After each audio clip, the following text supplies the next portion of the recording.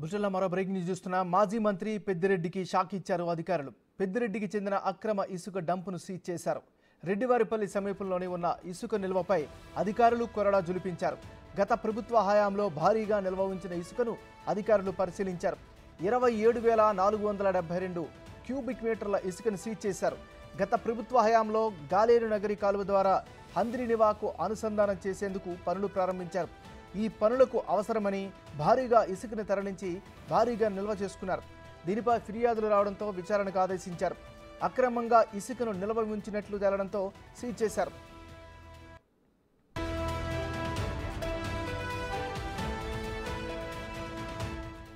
ఇదే అంశానికి సంబంధించి మరింత తాజా సమాచారాన్ని మా రిపోర్టర్ దామోదర్ అందిస్తారు. దామోదర్, చెప్పండి.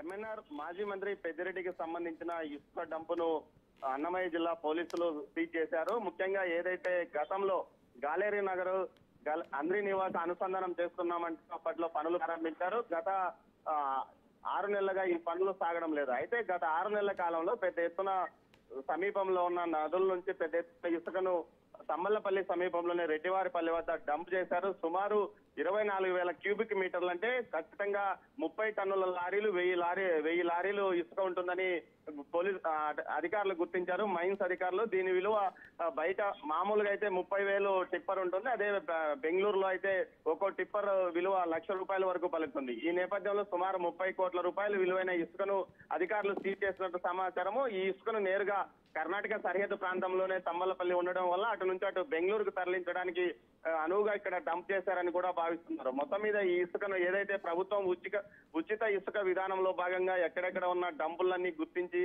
నిల్వ ఉన్న ఇసుకల్ని వర్షాకాలంలో వినియోగదారులకు అందించాలనే నిబద్ధతతో ప్రభుత్వం పనిచేస్తున్న నేపథ్యంలో జిల్లా వ్యాప్తంగా ఉన్న ఇసుక డంపులన్నీ గుర్తిస్తుంది. ఈ నేపథ్యంలోనే ఈ ఇసుక డంపు గురించి స్థానికులు ఫిర్యాదు ఇవ్వడంతో అన్నమయ్య జిల్లా కలెక్టర్ శ్రీధర్ స్పందించి వెంటనే ఆ ప్రాంతాన్ని తనిఖీ చేసి మొత్తం ఇసుకను సీజ్ చేయాలని ఆదేశించారు. దీంతో పాటు ఈ ప్రాంతంలో ఎవరికైతే వినియోగదారులకు అవసరమో వారందరికీ ఇసుక అందే విధంగా చర్యలు తీసుకోవాలని కూడా ఆదేశాలు జారీ చేసినట్టు తెలుస్తుంది. సుమారు ఈ ఇసుకకు సంబంధించి మొత్తం విలువ ఎంతో అంచనా లెక్క కడుతున్నారు. దీంతో పాటు సంబంధిత కంపెనీ ద్వారా తోలారా లేకపోతే నేరుగా తోలారా అన్న విషయాన్ని కూడా తెలుసుకోవాలని కూడా పోలీసులకు ఆదేశాలు జారీ చేసిన పరిస్థితి.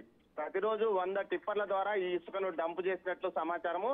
దీనికి సంబంధించి అప్పట్లో ఎక్కడి నుంచి తీసుకొచ్చారు, ఏ నదీ పరివాహక ప్రాంతం నుంచి తీసుకొచ్చారు అన్న విషయాన్ని కూడా పోలీసులు ఆరా తీస్తున్నారు. మొత్తం మీద ఇది మాజీ మంత్రి పెద్దిరెడ్డికి ఒక షాక్ లాంటిది అని చెప్పవచ్చు. గతంలో ఆయన అనునుయాలు కానీ ఇష్టానుసారంగా వ్యవహరించిన నేపథ్యంలో రోజు రోజుకు ఒక్కో విధంగా అటు ప్రభుత్వం అతని చుట్టూ ఉచ్చు బిగిస్తున్న నేపథ్యంలో ఈ ఇసుక డంపు బయటపడము, దాని మీద కేసులు నమోదు కావడం, అది కూడా ఏదైతే అతని యొక్క నిర్మాణ సంస్థ మీదనా లేకపోతే వ్యక్తిగతంగా అతని దగ్గర పనిచేసే వ్యక్తుల మీద కేసులు పెడతారా అన్నది వేచి చూడాలి. మొత్తం మీద సుమారు 30 కోట్ల రూపాయల విలువైన ఇసుకను మాత్రం సీజ్ చేసుకోవడం జరిగిందని తెలుస్తోంది. ఎంఎన్ఆర్ దామోదర్, మరి నెక్స్ట్ స్టెప్ ఏం జరిగే అవకాశం ఉంది? చర్యల మాట ఏమిటి?